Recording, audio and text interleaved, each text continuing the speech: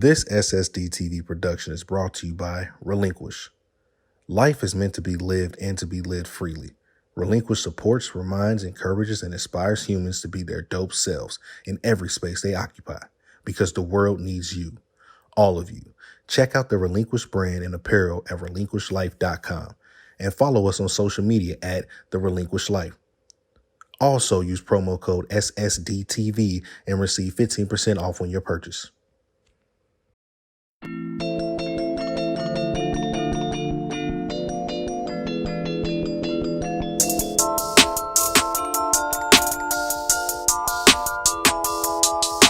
Y'all fake, y'all phony, y'all cat.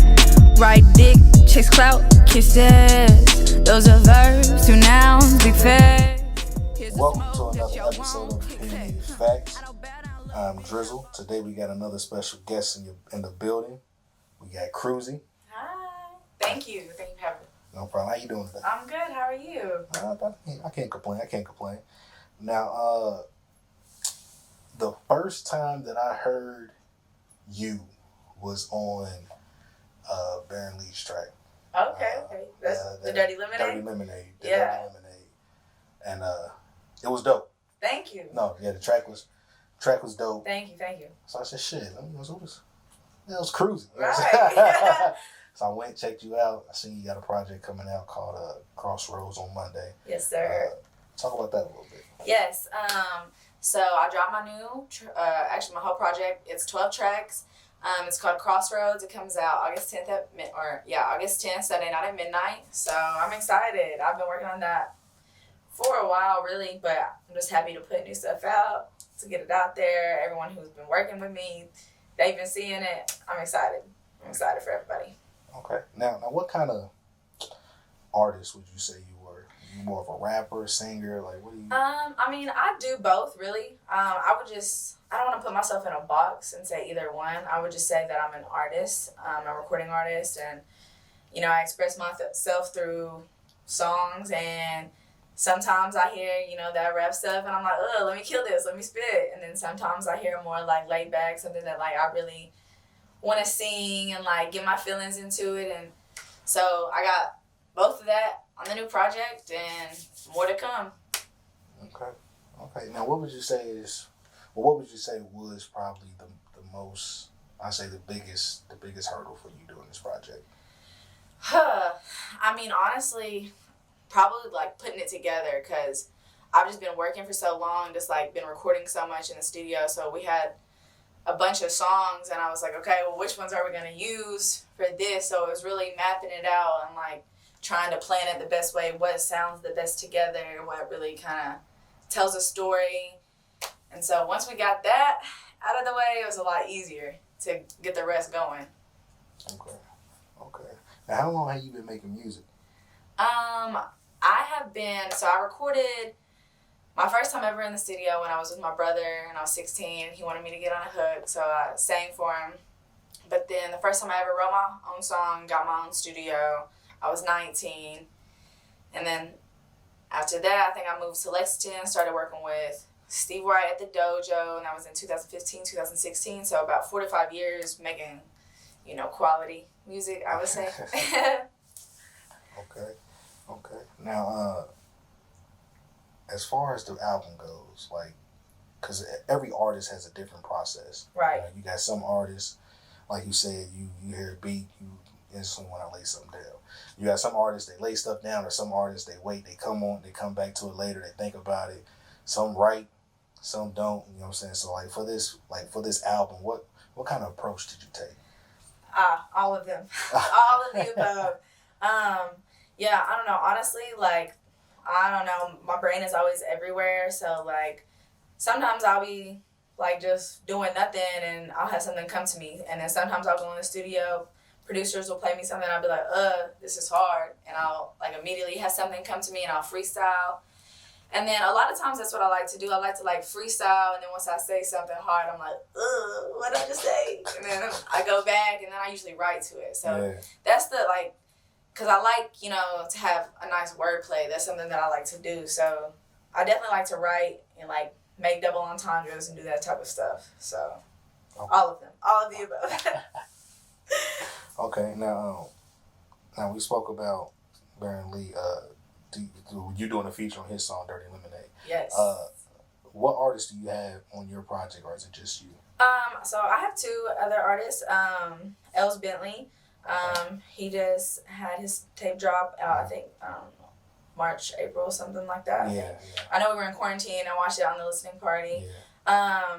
And then Paperboy Casino. He is also featured on it. Shout out to both of them because I fuck with them tough. So I think they're super hard, super talented. So I'm super grateful that they hopped on. They rocked with it enough. But I definitely have a lot of other things in the works, and I'm excited to work with other artists. You know, Kentucky, outside of Kentucky, all of that. So, yeah. So how did you end up with the name Krossroadz for your project? So actually, me and my homegirl, we were like, you know, picking the songs out together, like what went well the best, and I was like, I have to have something that like just sounds so smooth that it sounds like it's both together. So like the tape is tape A and like tape B, but it's all one tape. So one's rap and one's R&B. So it's two different vibes, and you know they're crossing together. And so we were just sitting there, and I was just like, Krossroadz. She was like, huh? And I was like, Krossroadz. That's it. And she was like, okay. And I was like, you like it? She was like, I fuck with it. And so we stuck. Here we are, Krossroadz. Live, August 10th. Okay, I was like, okay, yeah, that makes sense. You know, initially I was like, maybe it's telling a story about where she was at the crossroads. You know, well, I mean, you know, I feel like all like the tracks all in all, like they all tell different parts. So like there are like I feel like you'll definitely get that vibe too across like when you listen to the tape. It's different stories, different things happening, different emotions, different everything. So you just be like, dang, okay, this bitch kind of she seen some shit, she's been through it. Okay. Now you talk about the tape being two different sides. You got an A and a B. Which side, if I don't want to say if you was a listener, but which side did you enjoy making the most? Okay, well I got two different answers because differently. So I like the rap side just because it's more like hype up. Like people are gonna feel good. People are gonna want to sing along. People are like the energy is high level. So when I'm recording it, it's high level. Like the other people in the studio, they're high level. The energy's good, so you can hear it in the music. But me personally, I feel like I like R&B more. So I like creating R&B more. I like, writing my emotions and telling a story with that and making somebody else feel something and like get through it or something. So I enjoy the R&B, but I like turning up to the rap. Okay. That's good. Well, I can tell just based off, like I said, the feature, I just initially thought like, okay, this is a R&B artist. Right.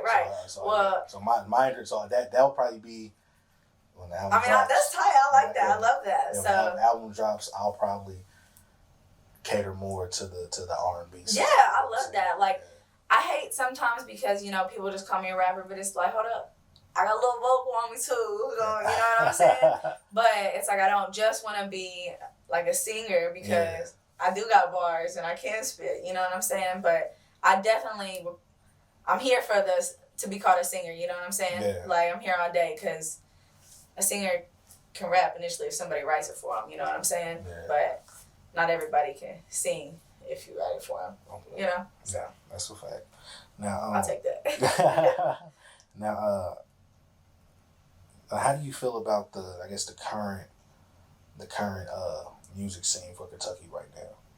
I feel like Kentucky has a whole lot of talent. I mean, I've been seeing the talent over the years, but I feel like lately, the last year, I've really met a whole lot of people, seen a whole lot of talent from, people like photographers, videographers, artists themselves, producers, engineers, like everything with that. And I've seen a lot of creatives just working together. So like that's dope. It always helps me. I like working with new people.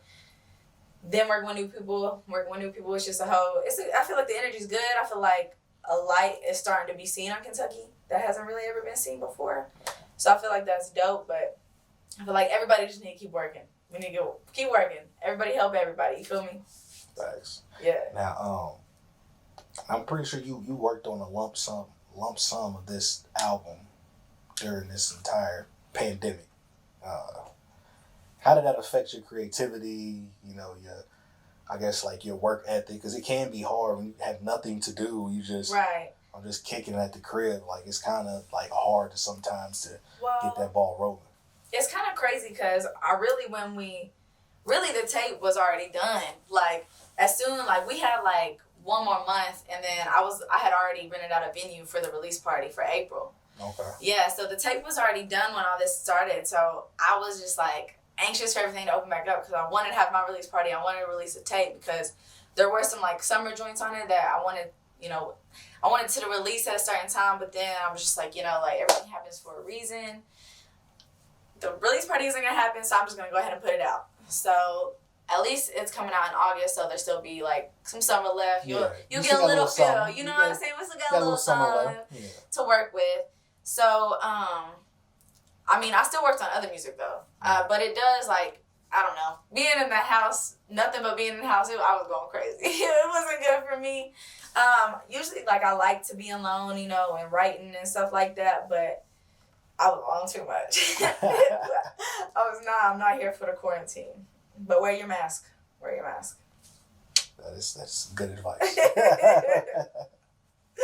Now, no, I was about to say because like for me, I had to take a break. So it was like when shit started happening, like I kind of used that time to like decompress. You know what I'm saying? Absolutely. Like, catch up with some shit. You know what I'm saying? And then amp it back up. Yeah, I feel that 100%. I definitely took some time that like I needed for myself, my mental, my soul, my whole being. I took that time and I tried to use it wisely in that space. So I feel you. Now you said that the album was pretty much done in April, so you didn't have to work on the album during the pandemic, but you were still working on other things. Were you working on music with other artists, or are you just working on your own music? Yeah. So I was working. I mean, I've worked with a couple other artists, but for the beginning of the pandemic, it was mainly just by myself because, you couldn't go anywhere. I have worked on, like, I've got a feature coming up. We're about to go record this in the studio with another artist. Lobby, the Hotel Lobby. She's cool. She's fire. She's talented. Y'all go check her out. But I met a couple other artists, so I'm trying to think of when. So me and Baron Lee, I worked with him during it because we had planned everything out before, but then the quarantine started when we had already planned our studio session. So when was it? All right.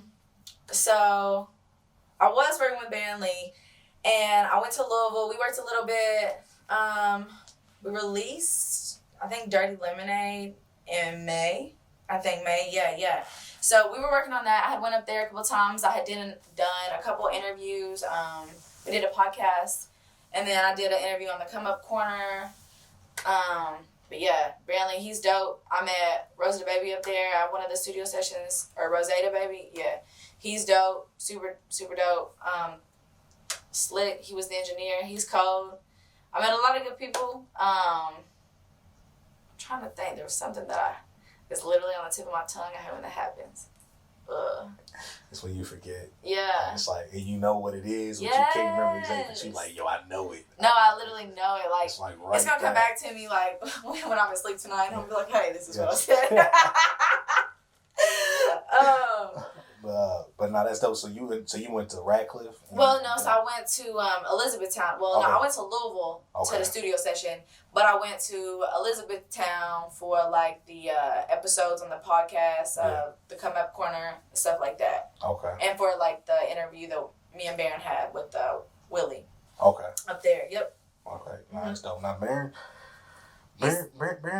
good. Yeah, I like his music. He got some. I think he's so cold. I think I have always when I first heard him, I was like, yo, who is this? Yeah. He's going crazy. And he's raw. You know what I'm saying? Yeah. But I feel like in due time he's gonna pop. I feel like he got it. Yeah. No. I feel like it's on the way.